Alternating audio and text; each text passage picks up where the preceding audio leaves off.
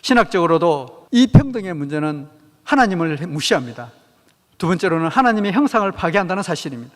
언어에 요새 오용이 나타나고 있습니다. 하나님이 우리의 인간을 준 언어를 가지고 젠더 키어라는 용어를 만들어서 사람을 현혹시키고 있고, 특히 이 자유를 스스로 준 하나님이 우리의 준 그것을 자기 결정권으로 만들었습니다. 그 동성애를 성적 자기 결정권이라고 하고 있습니다. 그 다음에 남자와 여자를 바뀌는 것을 성별 자기 결정권이라고 하고 있는데요, 이거 내가 주인 된다는 그런 개념이죠. 그리고 거룩함을 파괴시키는, 욕망을 합법화시키는 것이 바로 이 평등, 젠더 이런 문제가 되겠습니다. 평등법이나 인권법의 핵심 목적은 우리 아이들에게 첫 번째는 교육입니다. 우리 아이들이 왜 저렇게 바뀌어가느냐? 철저하게 인권이라는 이름으로 교육을 시킨다는 것이고, 두 번째는 자기들이 직책을 만들어서 정책을 해 나간다는 사실입니다. 우리는 몰라요. 그냥 교회 안에서만 동성애 반대한대, 지금은 동성애 반대하면 그냥 해모세력으로 몰리버릴 정도로 우리는 이게 대해서 교육 부조가 지금 나타나고 있기 때문에 바로 이런 부분까지 우리가 알아야 될 그런 분야가 되겠습니다.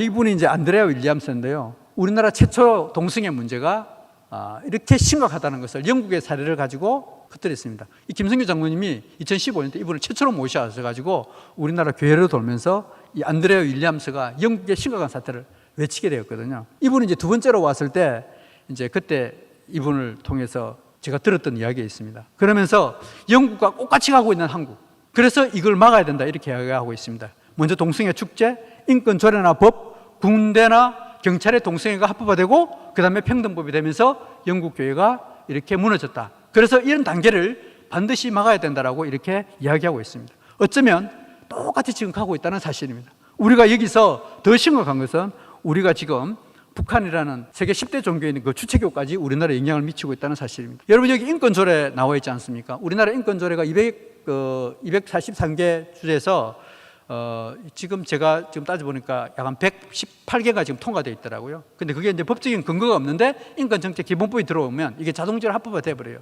그게 바로 인권법이거든요. 근데 지금 우리는 그게 신경 못 쓰고 있지 않습니까? 그래서 너무나 지금 위태한 지경이고, 이 나라가 정말 위태한 그 지경에 와 있다. 그냥 동성애 막는 그 순간에 벌써 우회 전략을 해가지고 이렇게 넘어가고 있다는 사실입니다.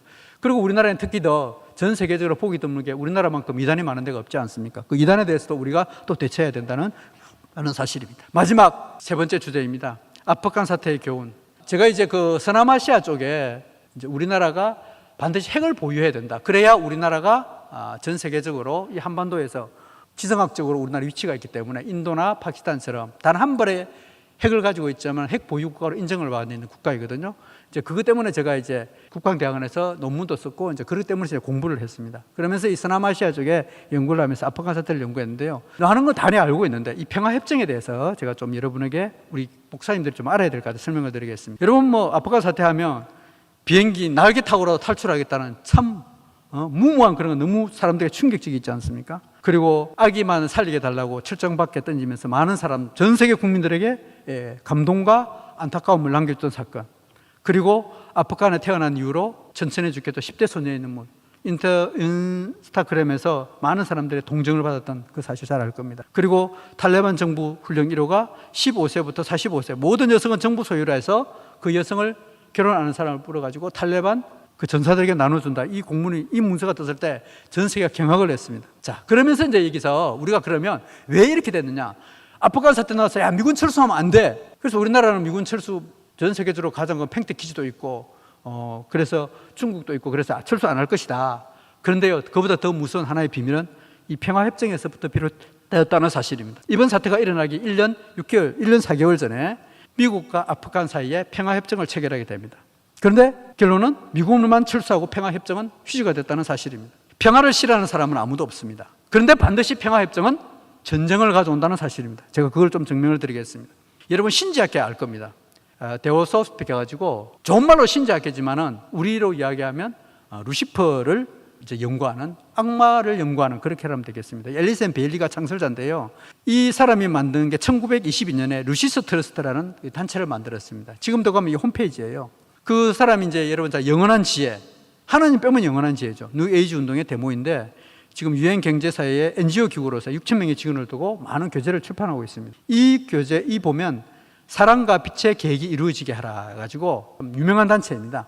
이 단체가 한때 그 유엔 프라자 거리에 666 거리에 있다 그래가지고, 이게 우리 성경의 계시록 13장에 나오는 그 666 거리다 그래가지고 한때 이게 논란이 되기도 그랬어요. 근데 지금은 한 4년 전부터인가 이거는 866 거리로 바뀌었습니다. 이 단체가 앨리스 베일리가예요. 이 앨리스 베일리가 이 단체네요.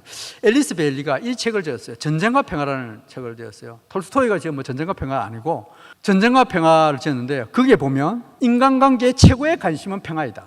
왜 그런가 하면 사람은 항상 전쟁에 대한 불안감을 가지고 있다. 요새 지금 우리나라 사람들이 왜 코로나 이게 못 빠져나오는가 하면 코로나에 대한 불안감 때문에 그래요. 그 불안감이 한번 휩쓸고 가고 나니까 다시는 그게 대해서 사람들이 그 문제점, 백신이 그렇게 죽어가는데도 우리 교회도 이번에 33세 먹은 공무원이거든요. 근데 백신 맞고 4일 만에 죽었어요.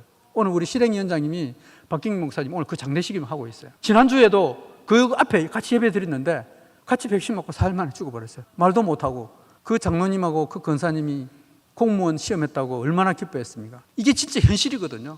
제가 조금 전에 식사하면서 그랬습니다. 50대 이상은 코로나로 그냥 기저질환으로 돌아가시는 거죠. 그런데 50대 이하에는 코로나로 죽는 게 없는데 50대 이하는 진짜 백신으로 죽습니다. 더 이상 할 말이 없더라고요. 조금 전에 우리 김수영 대표님 800명 가까이 이제 백신 맞고 돌아가셨다 그러는데 이게 공포 때문에 그래요. 백신의 공포 때문에, 코로나의 공포 때문에 백신이 오는 걸 지금 잊어버리고 있어요.